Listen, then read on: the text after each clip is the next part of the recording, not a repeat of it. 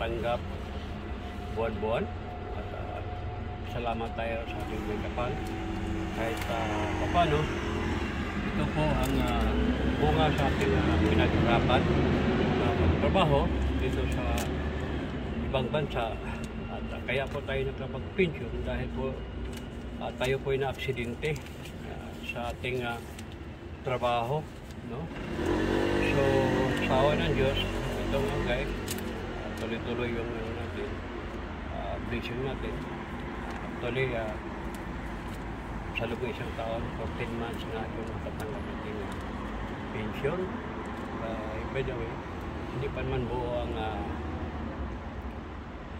extra na 2 months kasi 14 months na, pero dati ang panahon may binig sa buo na yun.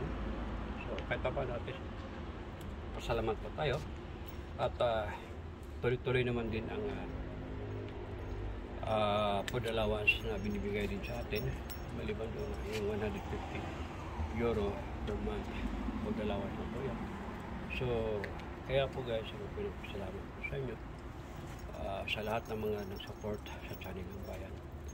Nauna sa ating may kapal, maraming salamat. At kaya po tayo nandito, patuloy ang ating pag-share din sa ating mga blessing dahil din sa ginagawang kabutihan ni Francis Leo Marcos. Hindi po natin ipagtago guys kung ano man ang kanyang kalagayan, respeto po natin at pasalamat po tayo dahil maraming natuto at kahit pa may maraming saktan, maraming nag-agit sa kanya sa ngayon, pero Diyos lang ang nakakaalam sa ngayon ng ating mga kasalanan dito sa mundo nito. Nobody's perfect at saludo mo so mabuhay Pilipinas. Yes of course, at Tatay Digong, maraming salamat. Nandiyan ka, bumalik uli.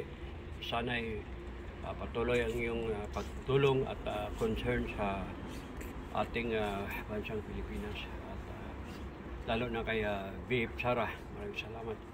At yes, napakagulo ang ating bansa ngayon. Kami po nandito mawala ng gana, no? At sana na pagpatuloy kung ano man ang ginawa sa ating Pangulong Duterte dati sa kanyang administrasyon.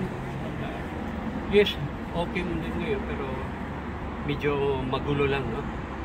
So laban lang at saludo kay SAS, maraming salamat. At sa lahat ng kababayan ko, saludo. I love you. Bye-bye.